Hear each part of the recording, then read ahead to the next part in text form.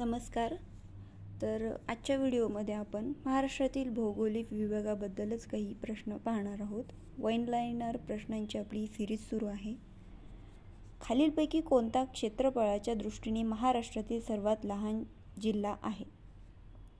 उत्तर आहे मुंबई शहर।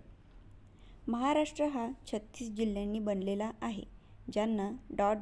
विभागांमध्ये गटबद्ध केले आहे। तर उत्तर आहे 6। महाराष्ट्रातील ... जिल्हा हा अमरावती विभागाचा मध्य भाग आहे आणि तो पूर्वीचा ब्रिटिश राज बेरार प्रांत होता। उत्तर आहे अकोला। सांगली जिल्हा महाराष्ट्राच्या ... या एका विभागात येतो। उत्तर पुणे। सर्व बाजूंनी पर्वतांनी वेढलेले मध्यभागी ... सरोवर म्हणून ओळखल्या जाणाऱ्या मोठ्या सरोवराच्या उपस्थितीमुळे मणिपूरचा प्राकृतिक भूगोल वैशिष्ट्यपूर्ण आहे। तर उत्तर आहे लोकटाक। सिंधू, गंगा आणि ब्रह्मपुत्रा या नद्यांनी आणलेल्या गाळाच्या साठ्यामुळे ... तयार होत आहे। उत्तर आहे उत्तरेकडील मैदान। बुंदेलखंड आणि बाघेलखंड हे भारताच्या कोणत्या प्राकृतिक रचनेचा भाग आहेत? तर उत्तर आहे द्वीपकल्पीय पठार।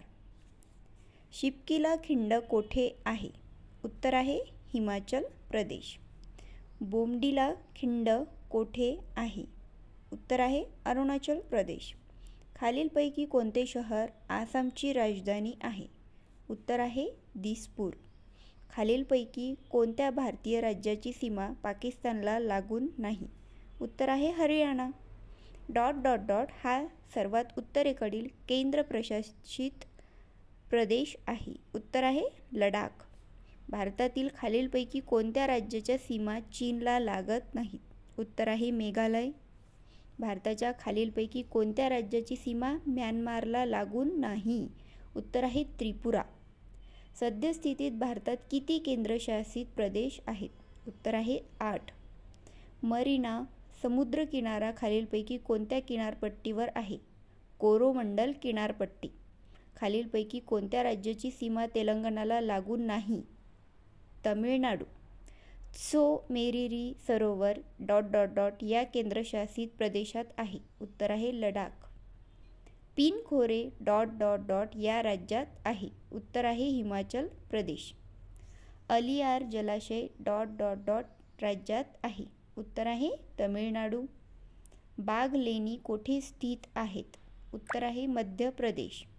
भारतातील कोणत्या जिल्ह्याचे क्षेत्रफळ सर्वात कमी आहे? उत्तर आहे माहे पॉंडिचेरी।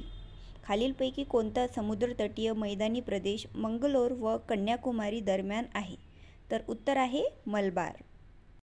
अत्यंत महत्त्वपूर्ण भारताच्या भौगोलिक विभागाबद्दल ही प्रश्नोत्तरे आहेत। तर व्हिडिओ कसा वाटला नक्की सांगा।